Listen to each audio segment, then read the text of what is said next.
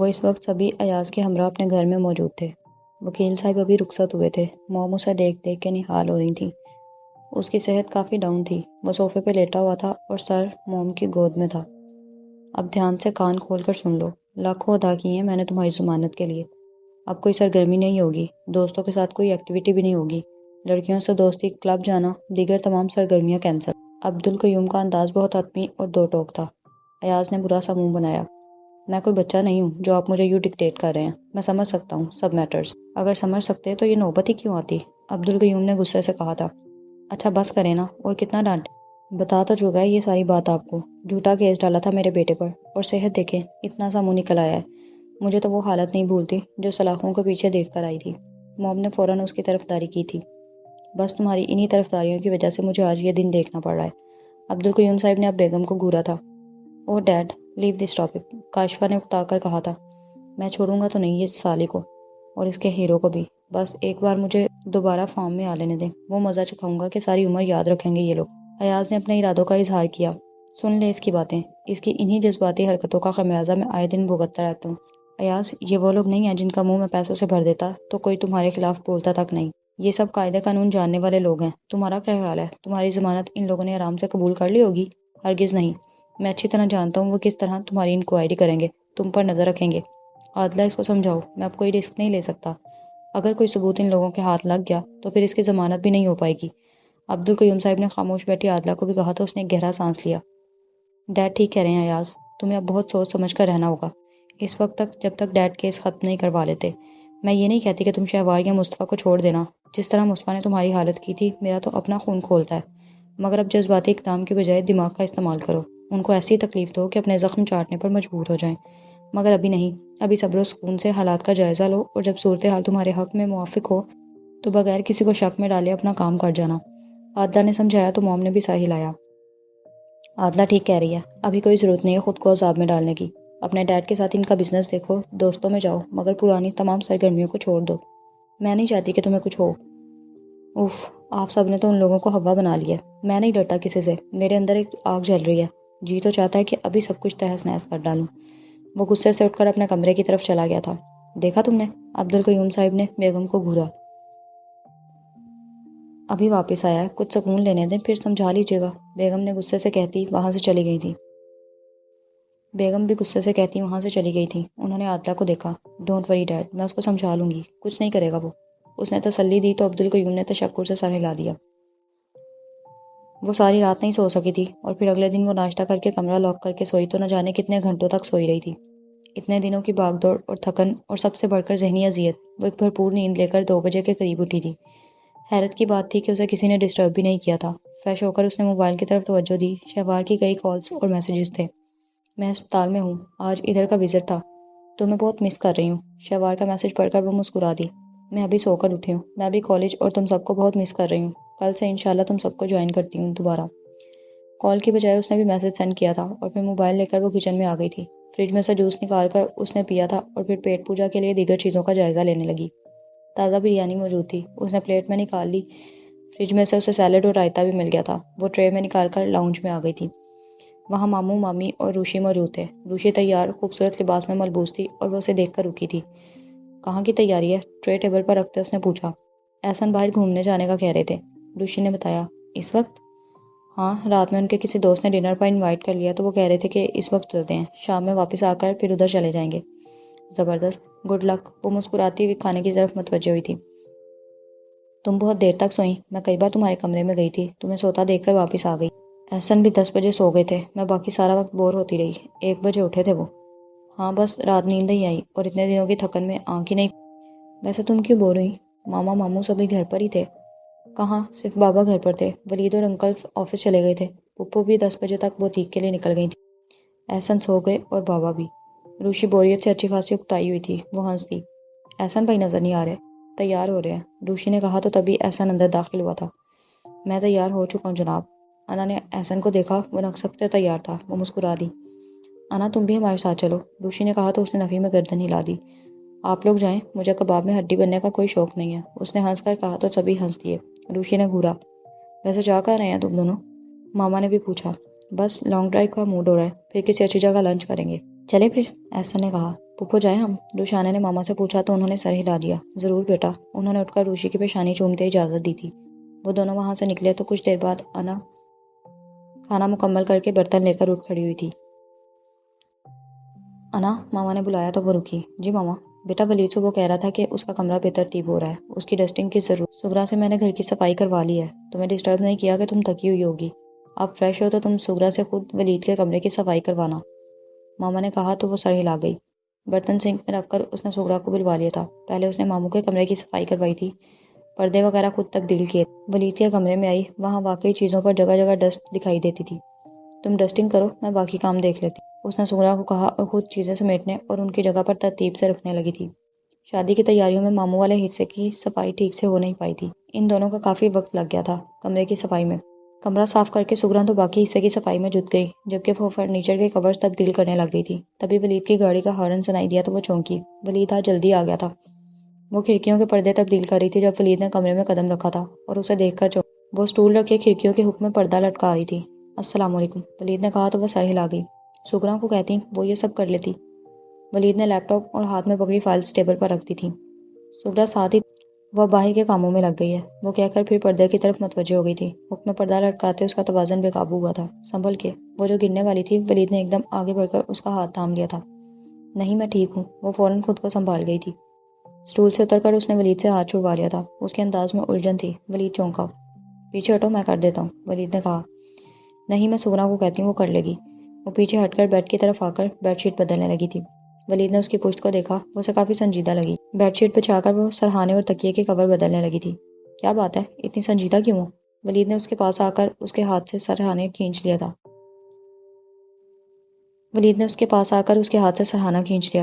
انا نے چونک کر حیرت سے ولید کو دیکھا۔ وہ از حد سنجیدگی سے اسے دیکھ رہا تھا۔ میں جو بھی ہوں، آپ سے مطلب؟ اس نے خفکی سے کہہ کر ولید کے ہاتھ سے دوبارہ سرہانا کھینچ لیا تھا۔ ولید نے بہت تأمل سے اسے دیکھا تھا۔ اس رویے کی وضاحت کرو، پھر یہ کام کر لینا۔ ولید نے اس کے ہاتھ سے کور کھینچ کر دور پھینک دیا تھا۔ میں بالکل ٹھیک ہوں، نہ ہی میرا رویہ بدلا ہے اور نہ ہی انداز۔ البتہ آپ کے اندر ہونے والی تبدیلیوں سے متعلق میں کچھ نہیں کہہ سکتی، اس نے غصے سے کہہ کر سرہانا بستر پر پھینک دیا اور اٹھ کھڑی ہوئی تھی۔ آئندہ میرے ساتھ اس قسم کے رویے کی قطعی ضرورت نہیں ہے، مجھے یہاں ماما نے بھیجا تھا، اس لیے مجھے میرا کام کرنے دیں۔ وہ ولید کو دیکھ کر بہت خفگی سے کہہ رہی تھی۔ کس بات پہ ناراض ہو؟ ولید نے گہرا سانس خارج کرتے ہلکا سا مسکرا کر پوچھا۔ میری آپ سے کوئی خفگی نہیں ہے، انا اندر ہی اندر چٹکنے لگی۔ سو بہت غصے سے کہا تھا۔ تو پھر اس غصے کا مقصد؟ ولید نے سینے پہ ہاتھ باندھ کر اسے بغور دیکھتے پوچھا تھا۔ دماغ خراب ہے میرا، وہ غصے سے کہہ کر وہاں سے جانے لگی تھی کہ ولید نے اس کے سامنے آ کر اس کا رستہ ایک دم روکا تھا۔ وہ تو میں بھی ایک عرصے سے دیکھ رہا ہوں کہ تمہارا دماغ اچھا خاصا خراب ہو چکا ہے، اور اب تو زیادہ ہی خراب لگ رہا ہے۔ ویسے یہ بتاؤ کہ آج کس وجہ سے مطلب آلود ہے؟ ولید کا انداز استہزائیہ تھا۔ انا کو ایک دم سبکی کا احساس ہوا۔ اسے لگا کہ در پردہ ولید اسے اس کے احساسات و جذبات کے متعلق طعنہ دے رہا ہے۔ مطلب کیا ہے آپ کا اس بات سے؟ وہ ایک دم چٹک گئی تھی۔ یہ تو تم بتاؤ کہ کس وجہ سے موڈ خراب ہے، اور یہ بات تو میں پورے یقین سے کہہ سکتا ہوں کہ سارا نزلہ میری ذات پر ہی گرنے والا ہے، ولید نے کہا تو اس نے لب بھینچ لیے، سر جھکا ہوا تھا۔ آپ میرے ساتھ ایسا کیوں کر رہے ہیں؟ وہ خود پر ضبط نہیں کر پائی تھی، ایک دم سر اٹھا کر ولید کو دیکھا۔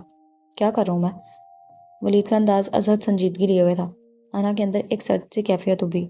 وہ اس کے سب جذبات و احساسات کو اچھی طرح سمجھ رہا تھا، اس کے مزاج کے سبھی رنگوں سے آشنا تھا، حتیٰ کہ اس کے مزاج کی برہمی اور خفگی تک سے باخبر تھا، اور اب اس کے سامنے اس طرح انجان بن رہا تھا تو پھر وہ کیوں اس کے سامنے اپنی نسوانیت پامال کرے؟ وہ کیوں اسے بتائے کہ وہ اس کے لیے کس شدت انگیز محبت میں مبتلا ہے؟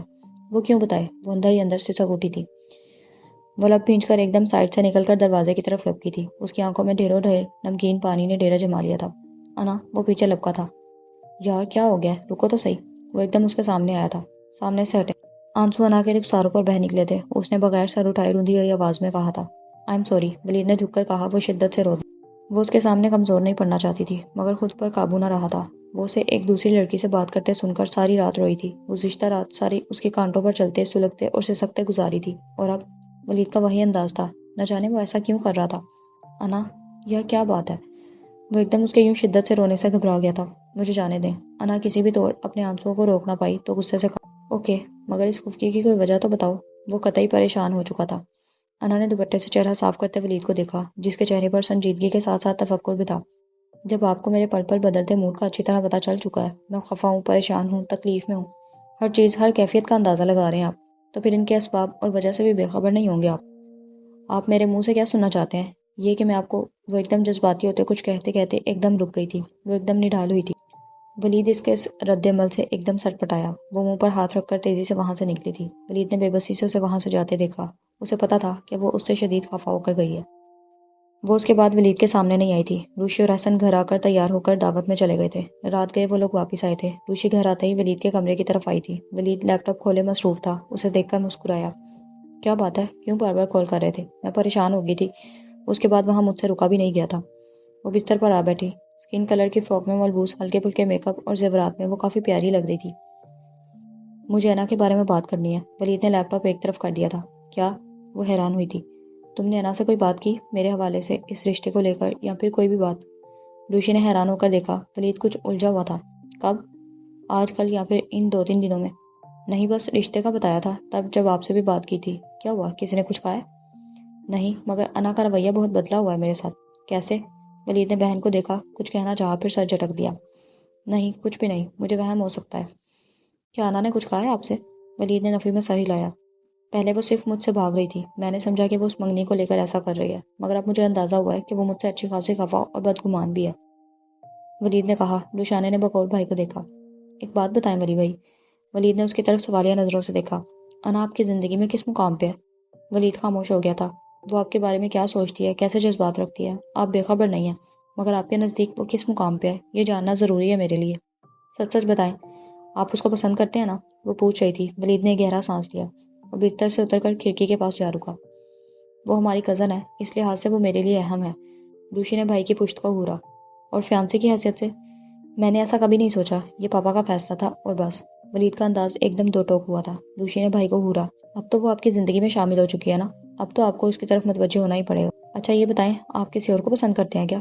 میں اس کا جواب دینا پسند نہیں کرتا، ولید نے ایک دم سختی سے کہا تو روشان حیرت زدہ رہ گئی تھی۔ کیا واقعی ولید بھائی کی زندگی میں کوئی اور لڑکی بھی تھی؟ وہ لرز گئی تھی۔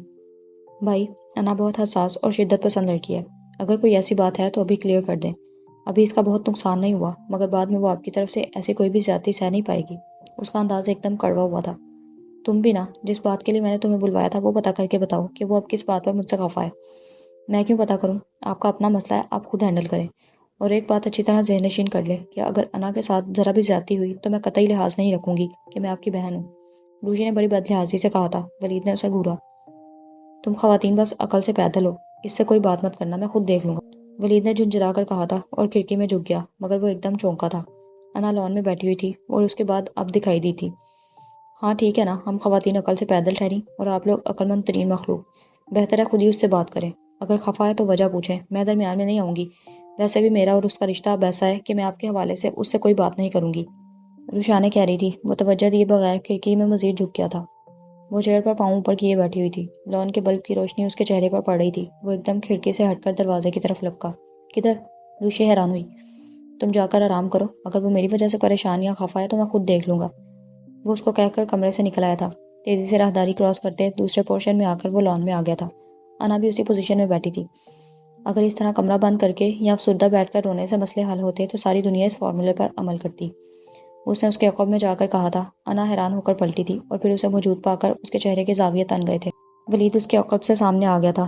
انا نے لب بھینچ لیے، وہ ٹانگیں نیچے کر کے جوتا پہننے لگی تھی، تبھی ولید نے اس کے ساتھ بیٹھتے اس کا ہاتھ تھام لیا تھا۔ ناراضی، غصہ، خفگی، سب بہت اچھی چیزیں ہیں، مگر ساتھ ہی ساتھ سیکنڈ پارٹی کو پتہ بھی تو چلے کہ کوئی اس سے خفا ہے، رو رہا ہے تو کیوں رو رہا ہے، ولید نے مسکرا کر کہا تھا۔ انا نے اپنا ہاتھ چھڑوانا چاہا تو ولید نے دباؤ ڈالتے مزاحمت سے روکنے کی کوشش کی۔ مجھے آپ سے کوئی بات نہیں۔ ولید کو سامنے دیکھ کر اس کی آواز پھر رند گئی تھی۔ تو مت کرو، میں تم سے کر رہی ہوں، ولید نے مسکرا کر کہا تو اس نے ولید کو دیکھا۔ اس کی مسکراہٹ بڑی اٹریکٹیو تھی، دل کو کھینچ لینے والی۔ ایک دفعہ پھر اسے اپنا دل اپنے بس سے باہر ہوتا محسوس ہوا۔ ولید نے ہاتھ میں تھاما اس کا ہاتھ اپنے سامنے کیا۔ اس کے ہاتھ کی تیسری انگلی میں جگمگاتی انگوٹھی صاف دکھائی دے رہی تھی۔ انا دوسرے ہاتھ کی پشت سے آنکھوں میں در آنے والی نمی صاف کر رہی تھی۔ بابا کی چوائس بڑی لاجواب ہے، ولید نے کہا۔ اس نے چونک کر ولید کو دیکھا، وہ اس کے ہاتھ کو دیکھ رہا تھا۔ اس نے ہاتھ کھینچنا چاہا تو اس نے گرفت مزید سخت کر دی۔ ولید نے دوسرے ہاتھ سے اس کی انگوٹھی کو چھوا تھا۔ جب بابا نے مجھے یہ انگوٹھی دکھائی تھی تو مجھے خاص اچھی نہیں لگی تھی، مگر اب یہ تمہارے ہاتھ میں آ کر سج سے گئی ہے۔ اس کے الفاظ پر انا ساری ناراضی بھول کر گھبرا سی گئی تھی۔ ناراضی کے لیے کسی سبب کا ہونا ضروری ہوتا ہے مائی ڈیئر، اب جلدی سے بولو کہ یہ سارا نزلہ مجھ پر کیوں گر رہا ہے۔ ولید نے اگلے ہی پل سنجیدگی اختیار کر لی تھی۔ آپ کو اس سے کیا؟ میں ناراض ہوں، کیوں ہوں، کیا وجہ ہے، آپ سے مطلب؟ ولید نے گہرا سانس لیا۔ سچ کہتے ہیں کسی بھی عورت کو راضی کرنا زندگی کا مشکل ترین کام ہے۔ آپ نے مجھے راضی کیا ہی کب ہے؟ اس نے خفگی سے کہا۔ چلو اب خود چل کے آیا ہوں تمہارے پاس تم سے معافی مانگنے۔ کہو کیا لوگی راضی ہونے کا؟ کہو تو تمہارے قدموں میں جھک کر معافی مانگ لوں۔ بہت زیادہ سنجیدگی میں کہا گیا تھا۔ انا حیرت سے دیکھنے لگی۔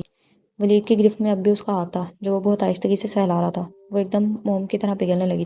پلکوں کی جھالر عارضوں پہ جھکی تو چہرے پر ایک دم حیا کی اداسی سی چھا گئی تھی۔ ولید ایک دم حیرت زدہ رہ گیا تھا۔ وہ نہ چاہتے ہوئے بھی اسے بغور تکتا چلا گیا تھا۔ ایک فسون تھا جو اس رات کی خاموشی اور ارد گرد کی تنہائی نے دونوں کے گرد پھیلایا تھا۔ انا، بعض اوقات جو دکھائی دیتا ہے وہ قطعی سچ نہیں ہوتا۔ تم بہت اچھی ہو، اتنی کہ کبھی کبھار مجھے لگتا ہے کہ ولید بھی ایک لمحے کو اس فسون کا شکار ہو گیا تھا۔ وہ نہ جانے کیا کہنا چاہ رہا تھا مگر پھر سنبھل گیا۔ اس نے انا کو دیکھا۔ اس کا حسن خیر کن تھا۔ اس کا وجود مثل مہتاب تھا۔ اس کی پلکوں کی جھالر اس کی حیا کی گواہی دے رہی تھی۔ اس کے عارضوں کی لالی اس کے اندر کے موسم کا پتہ دے رہی تھی۔ اس کے ہاتھ کی لرزش، اس کی کمزوری سب دکھا رہی تھی۔ ولید نے اس کا ہاتھ ایک دم چھوڑ دیا تو وہ چونکی۔ آپ، اس نے کچھ کہنا چاہا تو ولید اٹھ کھڑا ہوا۔ بہرحال جو بھی ہے، مگر تمہاری ناراضی، تمہاری خاموشی مجھے تکلیف دیتی ہے۔ ولید ٹراؤزر کی جیبوں میں ہاتھ ڈال کر اس کی طرف سے پشت کیے کہہ رہا تھا۔ وہ حیرت زدہ تھی۔ آؤ ذرا ٹہلتے ہیں، بڑے دن گزرے تم سے کوئی تفصیلی بات ہی نہیں کی۔ اس کی طرف اشارہ کرتے ولید نے مسکرا کر کہا تو وہ ایک دم سر ہلا گئی۔ ولی کی اتنی سی توجہ سے ہی وہ کھل اٹھی تھی۔ ولید کے ساتھ قدم قدم چلتے وہ خود کو ہر قدم پر معتبر سی محسوس کر رہی تھی۔ انا، چند قدم چلنے کے بعد ولید نے پکارا تو وہ رک گئی۔ تم زندگی میں میرے ساتھ کس حد تک چلو گی؟ ولید بھی اس کے سامنے رک گیا تھا۔ ولید پوچھ رہا تھا۔ وہ حیران کن اسے دیکھنے لگی۔ یہ کیسا سوال ہے؟ اس نے پوچھا۔ اگر کبھی میں تمہیں کہوں کہ ان سب کو چھوڑ کر میرے ساتھ چلو تو چلو گی؟ وہ ساکن رہ گئی تھی۔ وہ ایسا کیوں پوچھ رہا تھا؟ کیا چل رہا تھا اس کے دماغ میں؟ بولو، دو گی میرا ساتھ؟ وہ اس کے سامنے ہاتھ پھیلائے کھڑا تھا۔ انا نے دونوں مٹھیاں بھینچ لیں۔ آپ ایسا کیوں کہہ رہے ہیں؟ وہ ایک دم سنجیدہ ہو گئی تھی۔ ولید نے چند پل اسے بغور دیکھا اور پھر ایک گہرا سانس لیا۔ چھوڑو، میں مذاق کر رہا تھا، وہ کہہ کر پھر چلنا شروع ہو گیا تھا، جبکہ انا بھی حیرت زدہ تھی، اپنی جگہ ساکن۔ اس نے ایسا کیوں کہا تھا؟ وہ اسے کیا سمجھا رہا تھا؟ ولی، اس نے پکارا تو ولید رک گیا۔ اس نے پلٹ کر دیکھا، وہ بھی اسی جگہ کھڑی تھی۔ وہ چلتا ہوا اس کے سامنے آ کھڑا ہوا تھا۔ آپ نے ایسا مذاق کیوں کیا؟ وہ سنجیدہ تھی۔ ولید مسکرا دیا۔ چھوڑو، کہا نا صرف مذاق تھا، بس یوں ہی اوٹ پٹانگ باتیں اکثر دماغ میں آ سماتی ہیں جن کا کوئی واضح مطلب نہیں ہوتا۔ جب کوئی واضح مطلب نہیں ہوتا تو پھر ایسی باتیں دماغ میں سماتی ہی کیوں ہیں؟ وہ بھی پریشان تھی۔ ولید نے آہستگی سے اس کا ہاتھ تھاما اور پھر چلنا شروع کر دیا۔ رات آپ کس سے بات کر رہے تھے؟ چلتے چلتے اچانک اس نے پوچھا تو ولید تھٹک کر رک گیا۔ کب؟ اس نے انا کو دیکھا اور ارد گرد دیکھتے اس سے نظر بچا رہی تھی۔ رات میں آپ ادھر ٹیرس پر تھے، میں لان میں سیڑھیوں پہ تھی۔ اوہ، ولید نے بغور اسے دیکھا۔ کاشفہ تھی۔ اس کا ایکسیڈنٹ ہو گیا تھا، پھر آپ نے اس کی مدد کی، مگر اب آپ دونوں کی دوستی کیسے ہو گئی؟ وہ نہ چاہتے ہوئے بھی یہ سوال کر گئی تھی۔ ولید نے ایک گہرا سانس لیا۔ دوستی ہونے کے لیے کیا کسی خاص وجہ کی ضرورت ہوتی ہے؟ ولید نے پوچھا۔ ہو سکتا ہے، جس طرح کی وہ لڑکی ہے میں نہیں سمجھتی کہ آپ خود چل کر اس سے دوستی کرنے گئے ہوں گے۔ وہ ایک اچھی لڑکی ہے، ولید نے ٹالا۔ مگر مجھے وہ اچھی نہیں لگی، بالکل بھی نہیں، انا نے کہا تو ولید مسکرا دیا۔ اب بتاؤ، ناراض کیوں تھی؟ ولید نے قطعی مختلف بات کی تھی۔ انا کو لگا جیسے اس کی چوری پکڑی گئی ہے۔ اس کے چہرے پر ایک دم سرخی سے چھا گئی تھی۔ میں کوئی ناراض فراز نہیں تھی، وہ کہہ کر پھر چلنے لگی تھی۔ ولید بھی ہم قدم ہوا۔ اوکے، تم کہتی ہو تو مان لیتا ہوں، مگر مجھے لگتا ہے کہ وہ شام سے پہلے تمہارا ہم شکل کوئی بھوت تھا جو آنسو بہاتا وہاں سے نکلا تھا۔ ولید کے انداز میں شوخی تھی۔ وہ شرمندہ سی ہو کر سر جھکا گئی۔ اسے اپنی جذباتیت پر غصہ بھی آنے لگا تھا۔ خواہ اس کے سامنے جذباتیت دکھانے کی کیا ضرورت؟ چلو اب تو یقین دہانی کروا دو کہ محترمہ اب ناراض نہیں ہے نا؟ وہ ساتھ چلتے تسلی چاہ رہا تھا۔ وہ یہ پہلی بار بے اختیار ہر تکلیف و اذیت سے آزاد ہنسی تھی جو اس کے ہونٹوں پہ آئی تھی۔ ولید نے ٹھہر کر اسے دیکھا۔ نہیں، میں آپ سے ناراض نہیں تھی اور اب بھی نہیں ہوں، اور اگر کبھی ہو گئی تو مجھے منانا کون سا مشکل ہے؟ آپ منا لیجیے گا نا؟ وہ مسکرا کر کہہ رہی تھی۔ ولید بس اسے دیکھنے لگا۔ دل پر پڑا بوجھ پتہ نہیں کم ہوا تھا یا مزید بڑھ گیا تھا۔ ولید کو کچھ سمجھ نہیں آئی تو وہ لب بھیج گیا اور پھر انا کے ساتھ قدم ملانے لگا تھا، مگر اب کی بار اس کا رخ اندر کی جانب تھا۔ وہ بہت پریشان تھی، عادلہ کی باتوں پہ یقین نہیں کرنا چاہتی تھی، مگر اسے اس کے آنسو نہیں بھولتے تھے اور اپنے بیٹے کے لیے اس کی طرف اسے رہ رہ کر ہی یاد آتی تھی۔ آفس سے واپسی پر وہ سارا وقت خاموش رہی تھی۔ کیا بات ہے، کوئی الجھن ہے؟ ہادیہ نے پوچھا۔ ایک لمحے کو اس کا جی چاہا کہ ہادیہ سے کہہ دے، مگر پھر ٹال دی۔ کوئی بات نہیں، آج ہمارے گھر چلو، ڈرائیو کرتے ہادیہ نے کہا۔ نہیں، گھر میں کسی کو نہیں بتایا۔ فون کر دو۔ نہیں، پھر کسی دن، چھٹی والے دن چکر لگاؤں گی۔ اوکے۔ ہادیہ، یہ سر عباس کا بیبی کس کے پاس ہے، ماں یا باپ کے پاس؟ سر عباس کے پاس۔ کیوں، کیا ہوا؟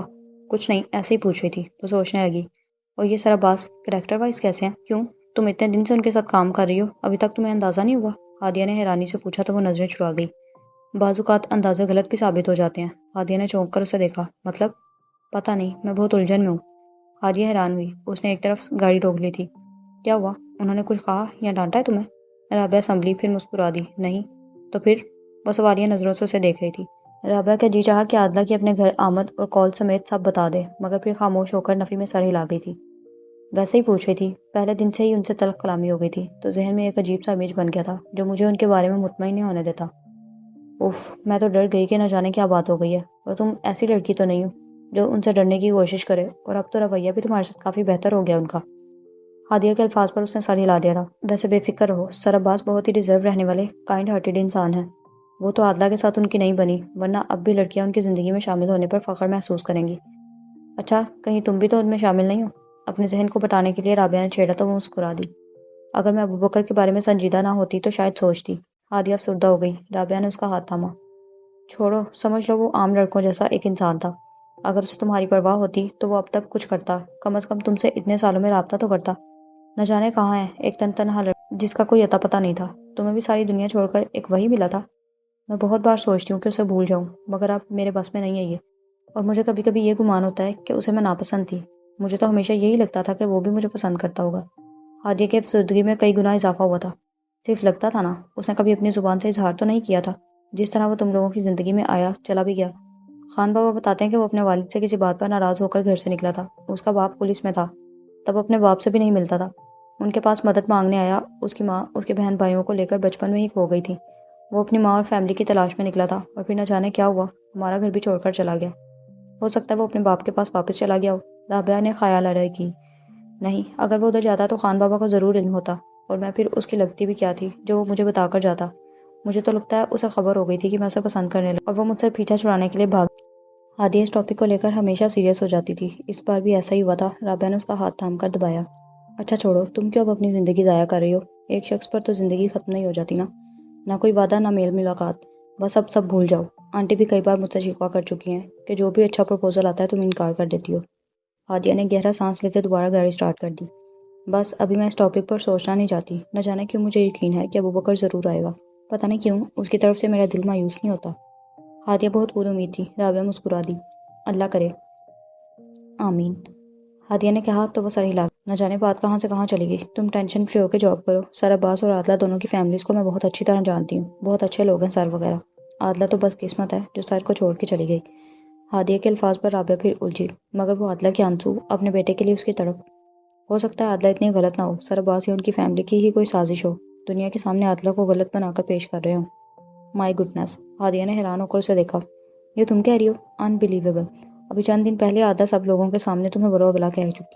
ہو سکتا ہے عادلہ کو کسی بات پر غصہ ہو اور مجھ پر نکل گیا ہو۔ ہادیہ کافی حیران تھی۔ امیزنگ! وہ عورت تمہیں کئی بار بلا بھلا کہہ چکی ہے، اور تم اس کی فیور کر رہی ہو؟ میں کسی کی فیور نہیں کر رہی، میں بس یہ جاننا چاہ رہی ہوں کہ اگر عادلہ واقعی کرپٹ ہے تو اس کرپشن میں سر لوگوں کی فیملی کا کیا رول ہے؟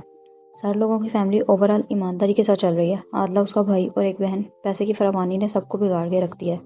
بری عادت ان تینوں میں موجود ہے، اور بھائی تو نمبر ایک فلرٹ، لوفر اور گنڈا۔ ہادیہ نے پھر سکون سے کہا تو رابعہ نے لب دانتوں تلے دبا لیے۔ جو بھی ہے، میں اب عادلہ کی کسی بات پہ یقین نہیں کروں گی۔ مجھے کیا، سر عباس اس سے جیسا بھی سلوک کریں، یہ ان کا ذاتی معاملہ ہے، میں کیوں اس قدر انوالو ہو رہی ہوں؟ بھاڑ میں جائیں دونوں۔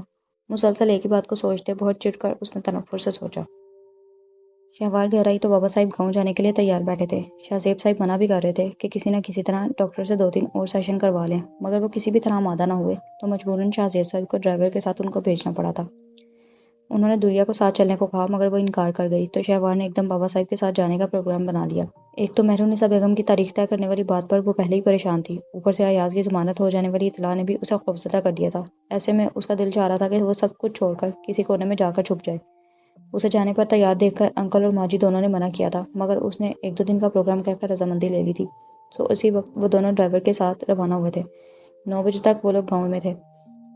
2-3 گھنٹوں کا سفر آرام و سکون سے گزرا تھا۔ حویلی پہنچنے پر تابندہ بوا سے دیکھ کے حیران ہوئی تھی، مگر وہ ان کے ساتھ نارمل ہی رہی تھی۔ کھانا کھانے کے بعد وہ آرام کرنے کے لیے لیٹ گئی۔ سارا رستہ اس نے موبائل بند رکھا تھا۔ کمرے میں آتے ہی آن کیا، وہ بھی گہری نیند میں تھی کہ اس کا موبائل بجنے لگا۔ اس نے غنودگی میں موبائل تھاما اور کال ریسیو کی۔ ہیلو! وہ بھی نیند میں تھی۔ بغیر اطلاع کے اس طرح بابا صاحب کے ساتھ جانے کا مقصد؟ دوسری طرف مصطفیٰ تھا جو بہت سنجیدگی سے مخاطب تھا۔ شہوار کی نیند ٹوٹ گئی۔ آپ؟ اس نے موبائل کو دیکھا، مصطفیٰ کے نمبر سے کال تھی۔ اس نے دوبارہ موبائل کان سے لگایا۔ امی سے ملنے کو دل کر رہا تھا، اس نے آہستگی سے کہا۔ کمرے میں سائڈ لیمپ کی روشنی میں وہ اسی طرح لیٹی رہی تھی۔ ذہن کے کسی بھی گوشے میں نہیں تھا کہ وہ رات کے اس پہر اسے کال کرے گا۔ موبائل کیوں بند تھا؟ دوسری طرف سے پوچھا گیا۔ میری مرضی اور مائنڈ اٹ، میں آپ کو اطلاع دینے کی پابند نہیں ہوں، اس نے تلخی سے کہا۔ شہوار، مصطفیٰ نے ٹوکا۔ کال کیوں کی؟ اس نے اس کے غصے کو نظر انداز کر دیا۔ تم اچھی طرح جانتی ہو کہ ایاز باہر آ چکا ہے، پھر بھی تم نے تنہا آنے کی غلطی کی۔ دوسری طرف مصطفیٰ نے غصے سے کہا۔ بابا صاحب ساتھ تھے، اس نے جتایا۔ اگر کوئی پرابلم ہو جاتی تو تنہا بابا صاحب کیا کر سکتے تھے؟ اوپر سے تم نے موبائل بھی بند کر رکھا تھا۔ موبائل کی بیٹری چارج نہیں تھی، اس نے بہانہ بنایا۔ واپس کب آنا ہے؟ دوسری طرف مصطفیٰ نے گہرا سانس لیتے ہوئے پوچھا۔ 2-3 دن رک، اسے بادل ناخواستہ بتانا پڑا۔ کیا کر رہی تھی اس وقت؟ مصطفیٰ کا موڈ اب نارمل تھا۔ شہوار نے ایک گہرا سانس لیا۔ آدھی رات کو لوگ کیا کرتے ہیں بھلا؟ لوگوں کا تو پتہ نہیں، میں تمہارا پوچھ رہا ہوں۔ مصطفیٰ شاید بہت فری ہو کر کال کر رہا تھا۔ شہوار نے گھور کر موبائل کو دیکھا، اس کی آنکھیں نیند سے بوجھل ہو رہی تھیں۔ مجھے نیند آ رہی ہے، میں کال بند کر رہی ہوں۔ رکو شہوار، مصطفیٰ نے فوراً کہا تو کال ڈراپ کرتے ہوئے رک گئی۔ اب کیا ہے؟ آواز میں جھنجھلاہٹ تھی۔ ماں جی رخصتی کا کہہ رہی تھیں، تبندہ بوا سے ابھی میری بات نہیں ہوئی، اس لیے مجھے نہیں علم کہ وہ کیا چاہتی ہیں۔ کل تک میں بھی رخصتی کے حق میں نہیں تھا، مگر آج بہت سوچنے کے بعد میں نے یہ فیصلہ کیا ہے کہ اب جلد از جلد رخصتی ہو جانی چاہیے۔ شہوار ایک دم چونک گئی، نیند بھگ سے اڑ گئی تھی۔ مگر میں ایسا کچھ نہیں چاہتی، اس نے تیزی سے کہا۔ میں تم سے تمہاری رائے نہیں مانگ رہا، بلکہ اپنا فیصلہ سنا رہا ہوں۔ دوسری طرف مصطفیٰ کا تحکم بھرا انداز تھا۔ وہ ساکت ہوئی۔ آپ مجھ سے زبردستی کریں گے؟ اس نے توقف کے بعد کہا۔ اگر آپ محترمہ میں عقل نام کی کوئی چیز ہوتی تو شاید کچھ اور سوچتا۔ مصطفیٰ کا انداز ازحد سلگا دینے والا تھا۔ شہوار نے ایک دم طیش میں آ کر موبائل بند کر دیا۔ نہ جانے خود کو کیا سمجھ رہے ہیں۔ وہ بستر سے اٹھ بیٹھی۔ موبائل ایک طرف پٹکا تو دوبارہ بجنے لگا۔ اس نے غصے سے اسے دیکھا۔ مصطفیٰ کا نام جگمگا رہا تھا۔ جی میں آیا کہ اگنور کر دے، مگر اس نے دوبارہ تھام۔ اب کیا ہے؟ اس کے لہجے میں بہت تلخی تھی۔ میرے قریب ہوتی تو بتاتا کہ مجھے کیا ہے۔ مصطفیٰ کا بہت سنجیدہ انداز تھا۔ وہ چٹک کر رہ گئی۔ شرم سے چہرہ ایک دم سرخ ہو گیا تھا۔ مجھے فضول سے مکالمے نہیں سننے، جو کہنا ہے صاف کہیں۔ بوا جی سو گئی؟ مصطفیٰ نے پوچھا۔ انہوں نے حویلی میں کوئی کارخانے نہیں کھول رکھے کہ وہ اس وقت آدھی رات کو ان کی سپرویژن کریں، اس نے بہت سلگ کر کہا تھا۔ دیکھیں مجھے بہت نیند آ رہی ہے، آج سارا دن کالج میں بہت بزی گزرا ہے، اور پھر اس کے بعد یہ گاؤں کا سفر۔ میں اس وقت بہت تھک گئی ہوں، اور آپ نے جو بھی کہنا ہے صبح کال کر لیجیے گا۔ اپنے غصے پر قابو پاتے اس نے کہا تو دوسری طرف مصطفیٰ ہنسا تھا۔ ٹھیک ہے تم آرام کرو، پھر بات ہوگی، اللہ حافظ۔ شہوار نے جواباً کچھ بھی کہے بغیر کال بند کر دی تھی۔ موبائل دوبارہ سرہانے پر ڈالتے وہ بستر سے اتری تھی۔ مصطفیٰ نے رخصتی کی بات کی تھی، اب اسے خاک نیند آنی تھی۔ وہ لائٹ آن کرتے کھڑکی کھول کر باہر حویلی کے وسیع اور عریض صحن کی طرف دیکھنے لگی۔ اس کے دوسری طرف چھوٹا سا باغیچہ، جہاں رات کی رانی کی مہک سارے ماحول میں رچی ہوئی تھی۔ کیا کروں؟ اگر امی نے میری بات ماننی ہوتی تو وہ اس نکاح کو ہی کیوں ہونے دیتی؟ نہ جانے وہ کس سوچ میں ہے۔ بھلا کبھی مخمل میں ٹاٹ کا پیوند لگا دیکھا ہے؟ امی ایسے پرسکون ہے جیسے دنیا فتح کر لی ہو۔ کوئی مجھ سے پوچھے کہ میری جان کن عذابوں میں ہے۔ کھڑکی پر جھک کر باہر دیکھتے وہ ایک دم سسک اٹھی تھی۔ اور وہ دنیا، اس کی باتیں کس کس کو نظر انداز کروں؟